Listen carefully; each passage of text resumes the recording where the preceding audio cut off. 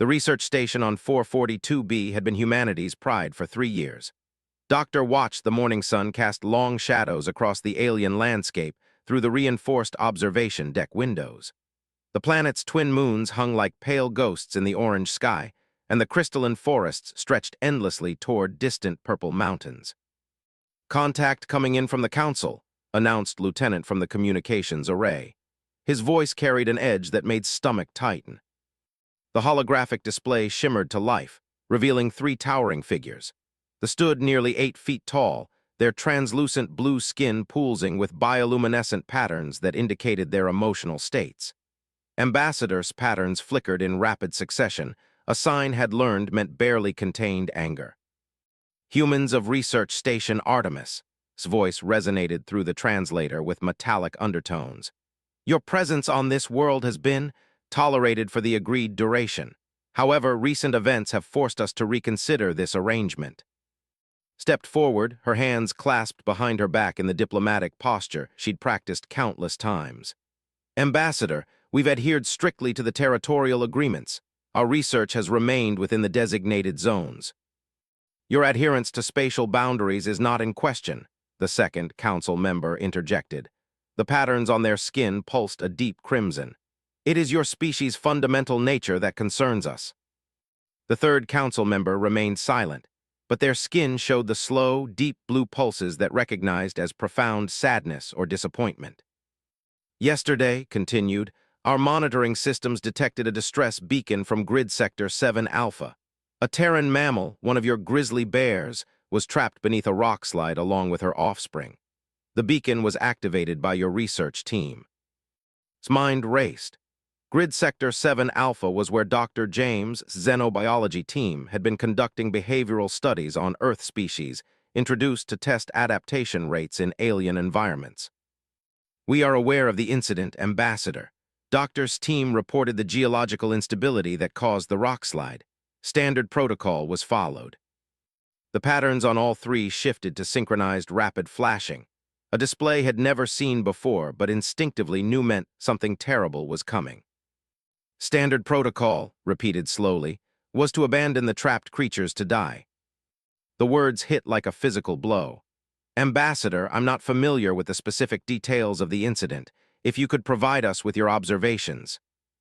"Our observations," interrupted, their voice rising to a harmonic frequency that made the station's metal walls vibrate, "are that your team detected the trapped pregnant female and her cubs, calculated the effort required for rescue, and determined it was not worth the resources. They left them to die." Lieutenant's sharp intake of breath was audible across the command center. Felt the blood drain from her face. "Ambassador, I assure you this was not authorized by command. If Doctor's team made such a decision, it was without proper oversight." "The decision was made by Doctor himself, after consultation with 3 other team members." The silent council member finally spoke, their voice carrying harmonics of deep sorrow. "We monitored their communications. The female was injured but alive. The cubs were unharmed but too young to survive without her. Your people calculated that the extraction would require approximately 6 hours of work with your mechanical equipment. They chose to leave instead." His hands trembled slightly. She had worked for years to build the relationship between humanity and the Council. The research agreement had been humanity's first major diplomatic success with a species more technologically advanced than themselves. "What happened to the bears?" she asked quietly. "They died," stated flatly. "The mother fought to free herself for 17 hours before succumbing to her injuries and exhaustion. The cubs survived another day before hypothermia claimed them." The command center fell into absolute silence except for the hum of life support systems. Could hear her own heartbeat in her ears. "Ambassador, I take full responsibility for this failure. Doctor acted without authority, and I will ensure he faces appropriate consequences. If the Council wishes to discuss reparations or additional oversight measures." Doctor interrupted, their skin now displaying patterns had never seen in 3 years of diplomatic contact. "You misunderstand the nature of our concern. This is not about protocol violations or command authority." Leaned forward, their massive frame towering even more imposingly over the holographic display. In our 3,000 years of galactic civilization, we have encountered 847 different sentient species. We have studied their behaviors, their moral frameworks, their survival instincts. We understand that different species prioritize different values. However, the third council member continued, we have learned that there is one reliable indicator of a species' true nature. It is not how they treat their own kind when observed, nor how they behave toward other sentient species when diplomacy is at stake. Felt a chill run down her spine as she began to understand where this conversation was heading. The measure of a species' character, continued, is how they treat helpless creatures that serve them no purpose when they believe no one is watching. Your doctor and his team believed they were unobserved, added. They faced no consequences for their choice either way. The bears were not human, offered no strategic value, and their rescue would have cost nothing but time and effort. The unnamed council members' patterns shifted to what now recognized as profound disappointment. They chose to let innocent creatures suffer and die rather than inconvenience themselves. This choice reflects not individual failure, but the fundamental nature of your species. Diplomatic training kicked in, searching for arguments, for ways to salvage the situation. Ambassador, surely the actions of 4 individuals cannot be used to judge an entire species. Humans have shown compassion, have rescued animals at great personal cost. When observed, cut her off. When there are consequences for inaction, when their reputation is at stake. But your team believed themselves unobserved. In that moment of truth, when compassion required only effort with no reward, they revealed what humans truly are. The Council has made its decision, announced formally. The research agreement is terminated effective immediately. All human personnel will evacuate 442B within 72 hours. Furthermore, added, their patterns shifting to what realized was regret mixed with resolve. We will be sharing our findings with the Galactic Union. Earth will be reclassified from developing ally to species under observation. No further diplomatic or trade agreements will be considered until humanity demonstrates genuine moral evolution. The holographic display flickered and died, leaving staring at empty air.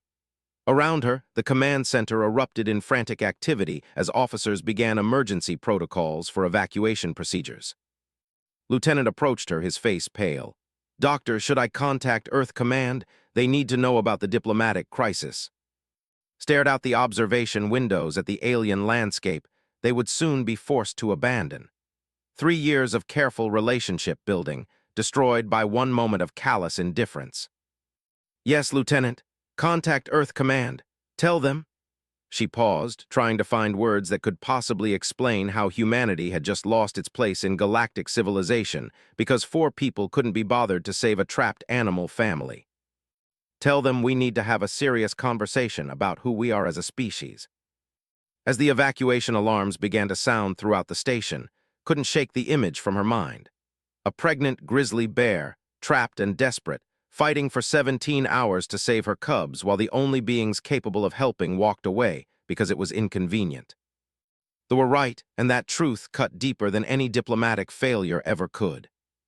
Doctor's voice crackled over the intercom system, requesting permission to return to the station with his team.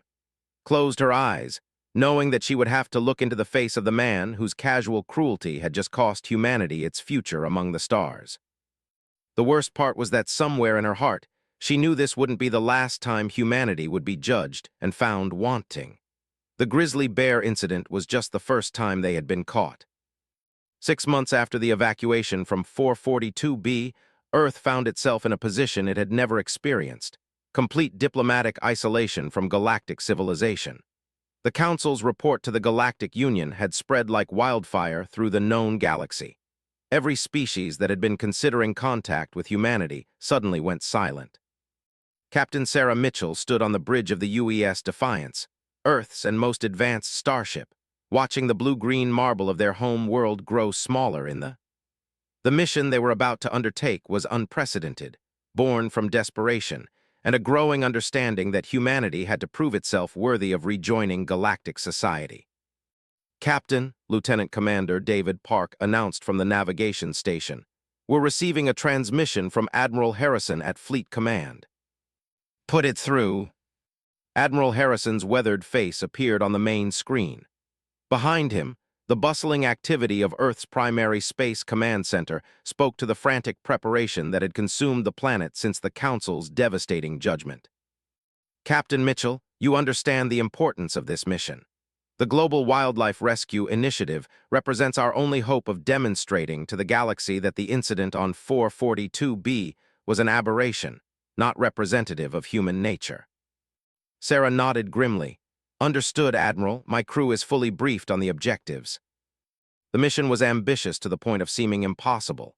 Intelligence gathered from intercepted communications had revealed numerous worlds throughout the galaxy where creatures faced extinction or immediate danger.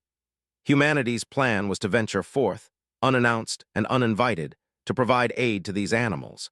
They would document every rescue, every act of compassion, hoping to build a record that would eventually convince galactic civilization to reconsider their judgment. Admiral, Sarah continued, what's our status with the Galactic Union communication channels? Harrison's expression darkened.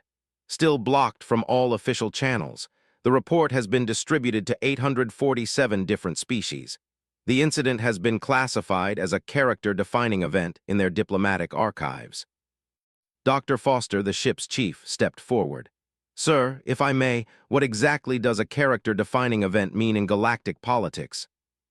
Dr. Foster, Admiral Harrison replied.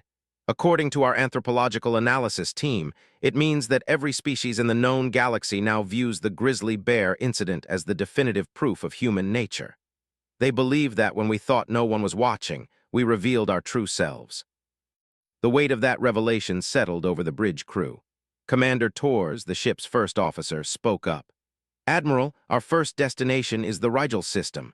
Long-range sensors have detected what appears to be a massive wildlife crisis on Rigel 7, some kind of environmental catastrophe.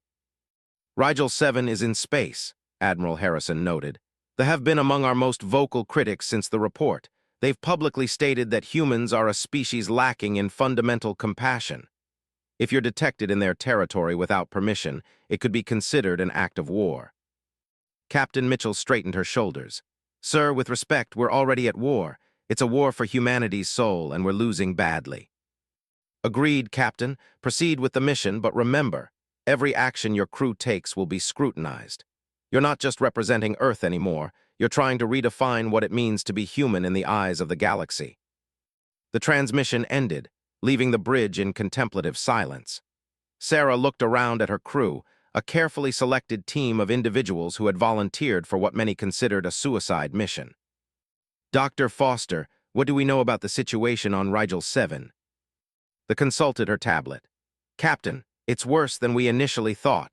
Rigel 7 is home to approximately 2.3 million indigenous life forms, including several species that are believed to be on the verge of developing sentience. 3 weeks ago, a massive solar flare disrupted the planet's magnetic field. Environmental consequences. Catastrophic. The disruption has caused global weather pattern failures. The planet is experiencing simultaneous droughts, floods, and temperature extremes. Conservative estimates suggest that 80% of the planetary ecosystem will be extinct within the next month without intervention. Commander Torres frowned, and they aren't helping. They follow a strict non-interference doctrine with presentient species, Dr. Foster explained. They believe that natural selection, even catastrophic events, should proceed without intervention. They've declared the planet a natural observation zone. Captain Mitchell felt a familiar anger building in her chest.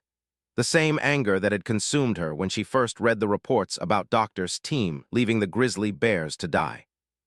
So they're just watching millions of creatures die because of their philosophical principles.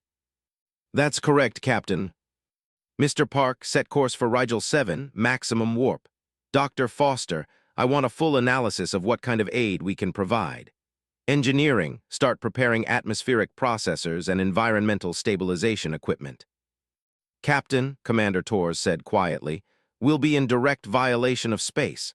Our presence could be interpreted as an act of aggression. Sarah turned to face her first officer. Commander, 6 months ago, 4 humans made a choice that defined our entire species in the eyes of the galaxy. They chose convenience over compassion, self-interest over mercy. Today, we make a different choice. The journey to Rigel 7 took 18 hours at maximum warp. During that time, the crew worked tirelessly to prepare for what they knew would be the most important rescue operation in human history. Dr. Foster and her team developed rapid deployment protocols for emergency habitats, food synthesis systems, and medical treatment facilities. The engineering department modified cargo shuttles to function as mobile rescue platforms.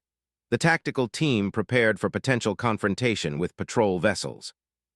When they dropped out of warp at the edge of the Rigel system, the devastation on the planetary surface was immediately visible even from long-range sensors. "Captain," Lieutenant Sarah reported from the science station, "I'm detecting massive ecological collapse across all continents. Temperature variations of up to 70 degrees Celsius between regions that should be climatically similar. Ocean levels fluctuating rapidly due to polar ice melting and refreezing in irregular cycles. Life signs. Still reading approximately 1.8 million life forms, but that number is decreasing rapidly. At current rates, we're looking at complete ecosystem collapse within 96 hours. Captain Mitchell stood from her command chair. "All hands, this is the captain. What we're about to do has never been attempted in human history. We're going to attempt to rescue an entire planetary ecosystem while operating in hostile territory without permission or support." She paused, letting the weight of the moment settle. 6 months ago, our species was judged and found wanting because some of us couldn't be bothered to save 3 bears. Today, we're going to save millions of creatures, not because anyone is watching, not because we'll be rewarded, but because it's the right thing to do. "Captain," Commander Torres reported, "I'm detecting 3 cruisers on an intercept course. They'll be in weapons range in 20 minutes. "Dr. Foster, how long do we need to deploy the atmospheric processors?" "Minimum 6 hours for planet-wide climate stabilization, Captain. But the rescue operations for individual species could take weeks." Sarah looked at the tactical display showing the approaching vessels.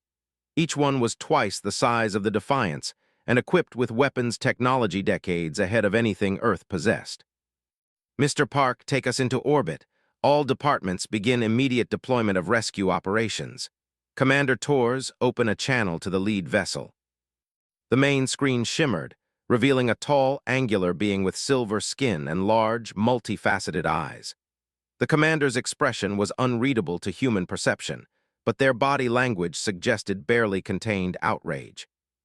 "Human vessel, you are in violation of territorial space and the designated natural observation zone around Rigel 7. You will withdraw immediately or face the consequences." "Commander," Sarah replied, using the military honorific she had memorized during the journey, "I am Captain Sarah Mitchell of the United Earth ship Defiance.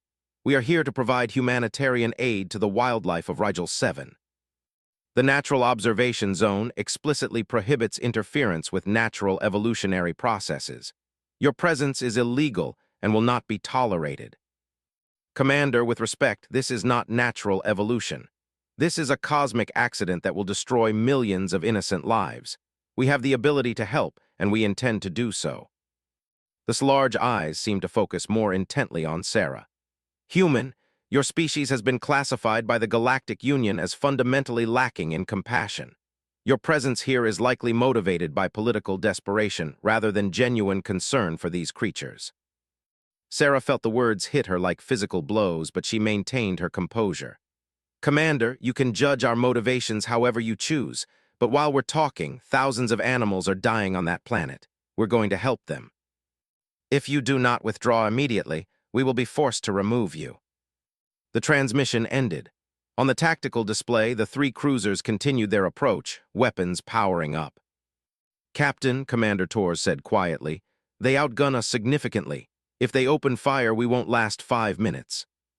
Sarah nodded, then activated the communication system. "All hands, we have incoming hostiles. Continue rescue operations. Do not cease rescue operations unless I specifically order it. We came here to save lives, and that's what we're going to do." The first shuttle launch toward the planet's surface carried emergency medical supplies and a team led by Dr. Foster. As it entered the atmosphere, the cruisers reached optimal firing range. Sarah watched the tactical display and waited, knowing that the next few minutes would determine whether humanity would be remembered as the species that died trying to save others, or the species that proved compassion was stronger than fear. The first warning shot blazed past the Defiance's starboard side, close enough that the ship's hull plating heated from the energy discharge.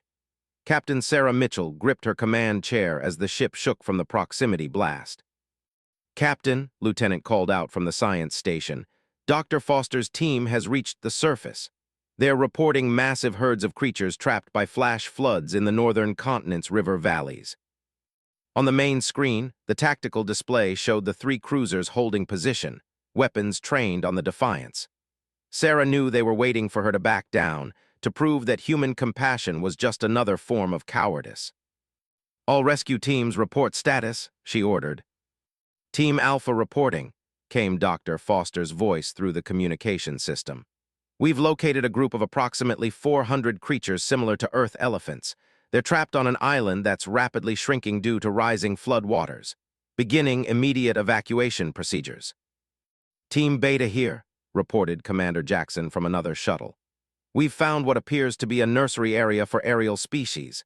Thousands of young creatures unable to fly, trapped by temperature extremes. Deploying emergency shelter systems now." Team Gamma reporting multiple species in critical condition due to atmospheric toxicity. Beginning emergency medical treatment and establishing safe zones. The second warning shot was closer, causing sparks to fly from several bridge stations.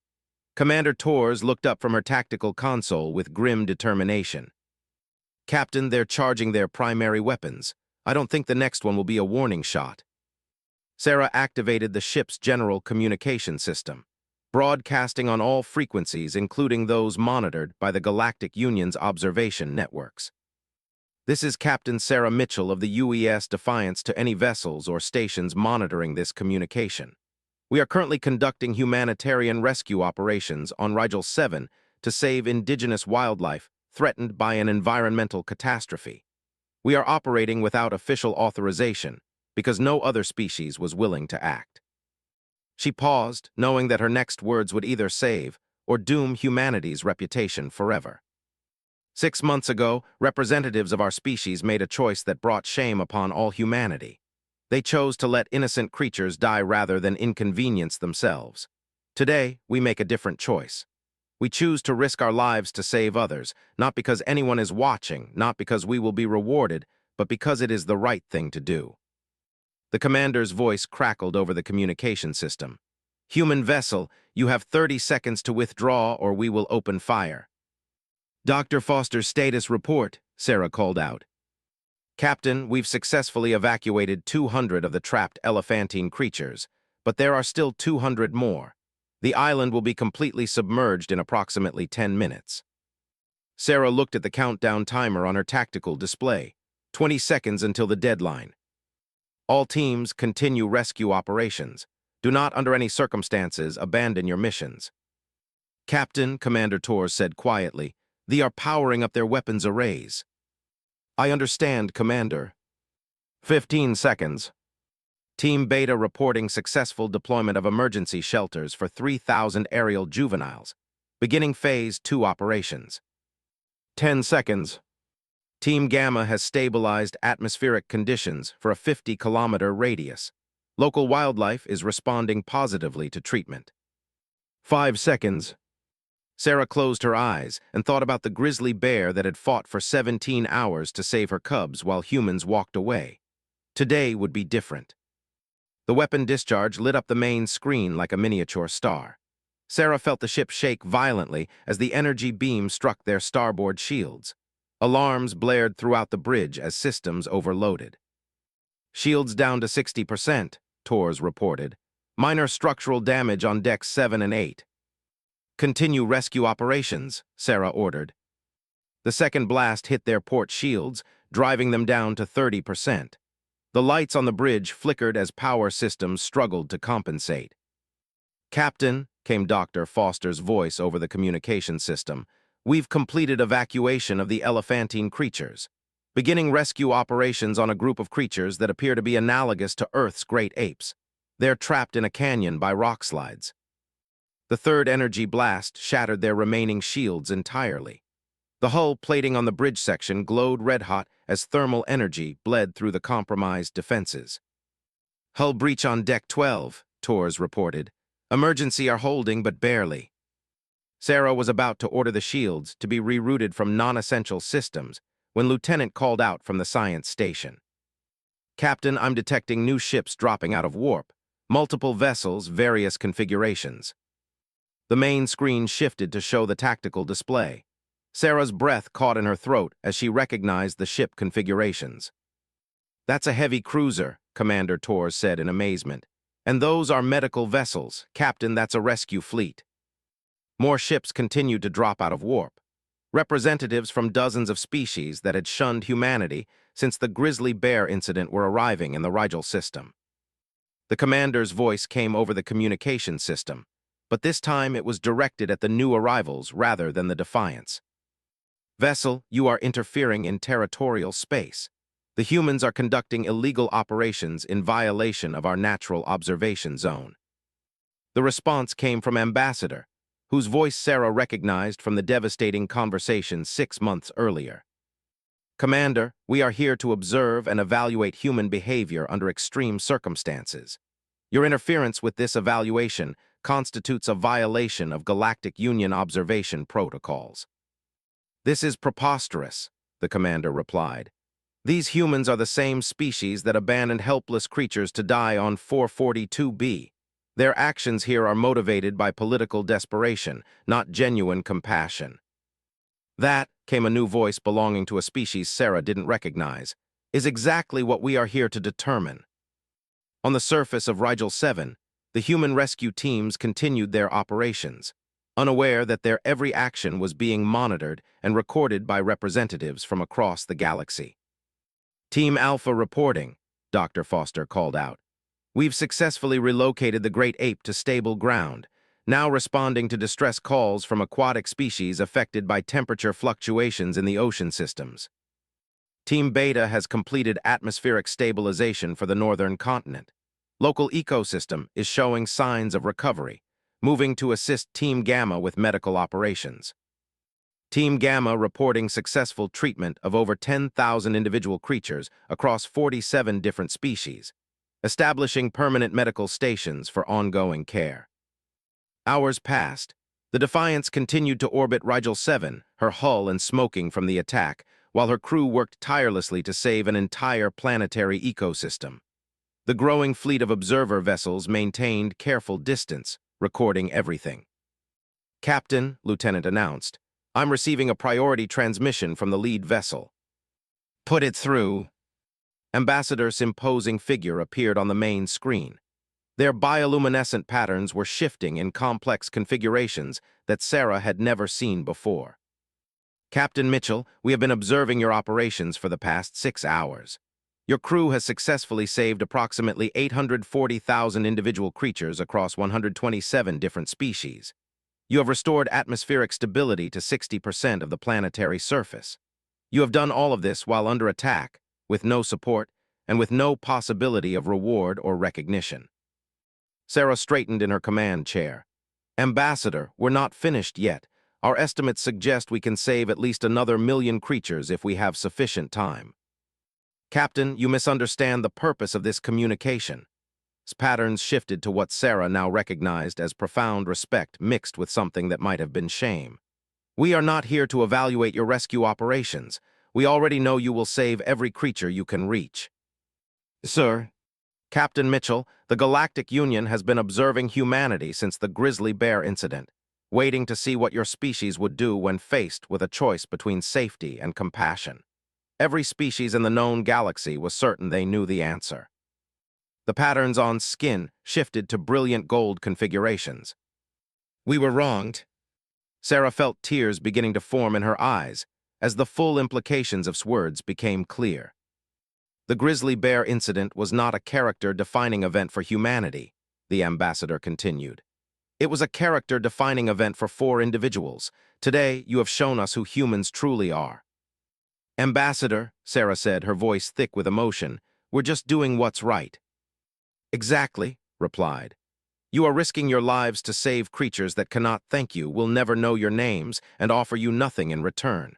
You are doing this while under attack, while facing potential death, while believing the entire galaxy has already judged you irredeemable." The ambassador paused, and their patterns shifted to the deep blue of profound emotion. "Captain Mitchell, in our 3,000 years of galactic civilization, we have never witnessed such a display of pure, selfless compassion. The Galactic Union is prepared to offer humanity immediate full membership status with all privileges and protections thereof." Sarah looked around the bridge at her crew, their faces dirty and exhausted from the long day of rescue operations, their uniforms torn from emergency repairs, their eyes bright with the satisfaction of lives saved. "Ambassador, with respect, we haven't finished the job yet." Patterns shifted to what Sarah realized was the equivalent of laughter. "Captain, that response is exactly why humanity deserves a place among the stars. Complete your rescue operations. The Galactic Union will wait." The communication ended, leaving the bridge of the Defiance in stunned silence. After a moment, Sarah activated the ship's general communication system. "All rescue teams, this is the captain. I have good news and bad news. The good news is that we've just been offered full membership in the Galactic Union." Cheers erupted from the communication system as rescue teams on the surface celebrated. "The bad news," Sarah continued with a smile, "is that we still have work to do. There are creatures on this planet that need our help, and we're not leaving until every one of them is safe." As the rescue operations continued into the night, Sarah stood on the bridge watching the stars through the damaged viewports. Somewhere out there, the galaxy was learning that humanity could be more than its worst moments, that compassion could overcome fear, and that sometimes the right choice was worth any risk. The grizzly bear and her cubs were gone, and nothing could bring them back. But their deaths had not been in vain if they taught humanity the difference between who they had been and who they could become. On the surface of Rigel 7, Dr. Foster's voice came over the communication system with the final report of the day. "Captain, we've successfully rescued and relocated over 1.2 million creatures. Atmospheric and environmental systems are stable. The planetary ecosystem will survive."